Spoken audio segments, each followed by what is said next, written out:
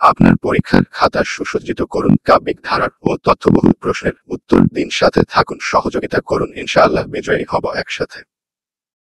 দেশের মুক্তিযুদ্ধে ভারতের অবদান সংক্ষেপে মূল্যায়ন কর। ভূমিকা। একটি জাতির স্বাধীনতা সংগ্রামে কখনো কখনো প্রতিবেশীরাও হয় সহযোদ্ধা, হয় আশ্রয়দাতা, বন্ধু, অস্ত্রভাণ্ডার ও কূটনীতির শক্ত হাত।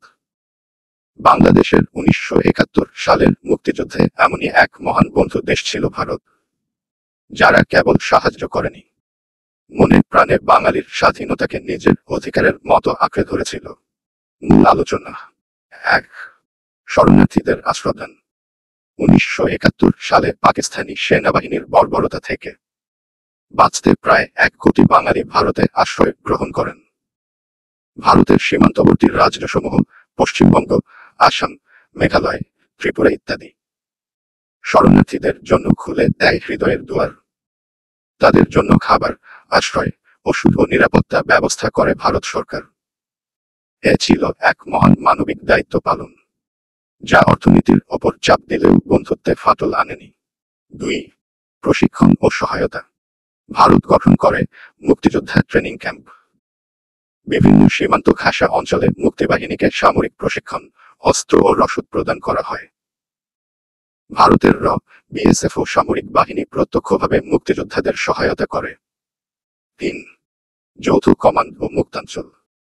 ভারত ও বাংলাদেশ গঠন করে মুক্তিবাহিনী ও ভারতীয় বাহিনীর যৌথ কমান্ড, যার নাম ছিল মিত্রবাহিনী। এই বাহিনীর মাধ্যমে চালানো হয় সুনির্দিষ্ট অপারেশন, যেমন operation Trident, operation cactus lily ইত্যাদি। বাংলাদেশের অভ্যন্তরে যে অঞ্চল মুক্ত ছিল, সেখানে ভারত ও মুজিবনগর সরকার যৌথভাবে গঠন করে মুক্তাঞ্চল, যা মুক্তিযুদ্ধের প্রশাসনিক ভিত্তি হয়ে দাঁড়ায়। 4. কূটনৈতিক সমর্থন। ভারত আন্তর্জাতিকভাবে বাংলাদেশের পক্ষে অবস্থান নেয়, বিশেষ করে সোভিয়েত ইউনিয়নের সঙ্গে চুক্তি করে পাকিস্তান, চীন, যুক্তরাষ্ট্র জোটের মোকাবিলা করে। ভারত তখন বিশ্বজুড়ে বাংলাদেশের পক্ষে জনমত গঠনে গুরুত্বপূর্ণ ভূমিকা রাখে। 5. সরাসরি যুদ্ধে অংশগ্রহণ। 3 ডিসেম্বর 1971 পাকিস্তান আক্রমণ করে ভারতের পশ্চিম সীমান্ত। এই মুহূর্তে ভারত আনুষ্ঠানিকভাবে যুদ্ধ ঘোষণা করে। 16 ডিসেম্বর 1971 মাত্র 13 দিনের যুদ্ধে ভারতীয় সেনা ও মুক্তিবাহিনীর সম্মিলিত আক্রমণে ঢাকায় আত্মসমর্পণ করে পাকিস্তানি বাহিনী। জন্ম নেয় স্বাধীন বাংলাদেশ। উপসংহার। ভারতের অবদান মুক্তিযুদ্ধে ছিল সুগভীর ও চিরস্মরণীয়। তারা শুধু অস্ত্র দেয়নি, দিয়েছে কূটনৈতিক ছায়া, মানবিকতা ও সাহস। এই অবদান চিরকাল ইতিহাসে সহযোগিতার শ্রেষ্ঠ নিদর্শন হয়ে থাকবে। প্রশ্ন 5. অস্থায়ী সংবিধান আদেশ কি? ভূমিকা। একটি স্বাধীন রাষ্ট্রের জন্ম মুহূর্তেই প্রয়োজন হয় একটি গঠনমূলক দিক নির্দেশনার, একটি সংবিধান, যে হবে রাষ্ট্রের আত্মা।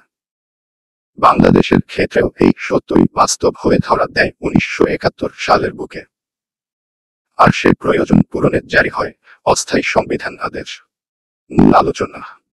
10 এপ্রিল 1971 স্বাধীনতার ঘোষণার পরে গঠন করা হয় বাংলাদেশের প্রবাসী সরকার, মুজিবনগর সরকার নামে পরিচিত। এই সরকার প্রতিষ্ঠা করে একটি গণতান্ত্রিক কাঠামোর ভিতর রাষ্ট্র পরিচালনার মূলনীতি, যার জন্য প্রয়োজন ছিল একটি সংবিধানগত ভিত্তি। এই লক্ষ্যেই মুজিবনগর সরকার জারি করে দি provisional constitution of Bangladesh order 1971, যেটি কার্যকর হয় 17 এপ্রিল। এই আদেশে বলা হয়, বঙ্গবন্ধু শেখ মুজিবুর রহমান হবেন রাষ্ট্রপতি, সৈয়দ নজরুল ইসলাম হবেন অস্থায়ী রাষ্ট্রপতি কার্যনির্বাহী, তাজউদ্দিন আহমদ হবেন প্রধানমন্ত্রী। এই সরকার পরিচালিত হবে জাতীয় নির্বাচনে জয়ী জনপ্রতিনিধিদের মাধ্যমে। এটি একটি গণতান্ত্রিক ও জনপ্রতিনিধিত্বমূলক রাষ্ট্রের স্বীকৃতি দেয়।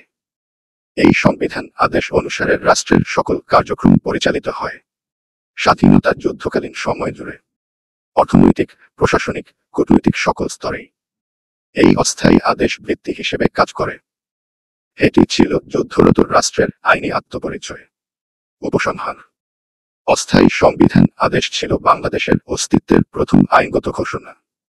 একটি সদ্যজাত রাষ্ট্র শত্রু দ্বারা পরিবেষ্টিত অবস্থায়ও নিজস্ব আদর্শে পরিচালিত হয়েছে এই সংবিধান আদেশের আলোয়।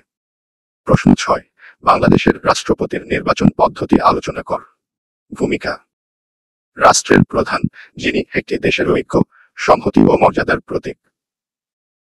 তাকে নির্বাচন প্রক্রিয়া হওয়া চাই স্বচ্ছ, গণতান্ত্রিক ও সাংবিধানিক কাঠামোর অন্তর্ভুক্ত।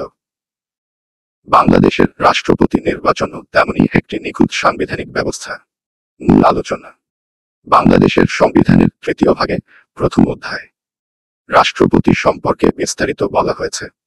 সংবিধান অনুযায়ী রাষ্ট্রপতির যোগ্যতা: তিনি হতে হবে বাংলাদেশের নাগরিক, কমপক্ষে ৩৫ বছর বয়সী, জাতীয় সংসদের সদস্য হওয়ার যোগ্যতা থাকতে হবে। নির্বাচনের পদ্ধতি: রাষ্ট্রপতি পরোক্ষভাবে নির্বাচিত হন, অর্থাৎ জাতীয় সংসদের সদস্যগণ ভোট প্রদান করেন। নির্বাচন হয় গোপন ব্যালটের মাধ্যমে। সংসদের সদস্য সংখ্যার সংখ্যাগরিষ্ঠতা অর্জনকারী ব্যক্তির রাষ্ট্রপতি নির্বাচিত হন। মেয়াদকাল: রাষ্ট্রপতির মেয়াদ ৫ বছর।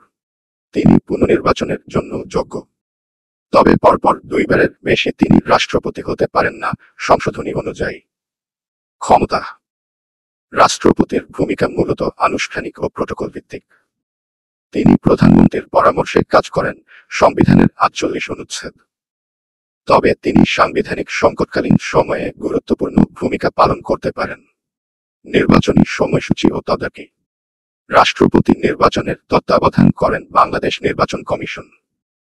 মেয়াদ পূর্তির ৯০ থেকে ৭ দিন আগেই নির্বাচন অনুষ্ঠিত হয়। উপসংহার: বাংলাদেশের রাষ্ট্রপতি নির্বাচনের পদ্ধতি গণতন্ত্রের এক গুরুত্বপূর্ণ উপাদান। যদিও ক্ষমতা সীমিত, তবুও তার উপস্থিতি রাষ্ট্রের আত্মমর্যাদা ও সাংবিধানিক ধারাবাহিকতার প্রতীক। এই পদ্ধতি দেখায় কিভাবে একটি রাষ্ট্র আইন ও নীতির ঊর্ধ্বে নয়, বরং নীতির মধ্যেই শ্রেষ্ঠত্বের সন্ধান করে। প্রশ্ন ৭: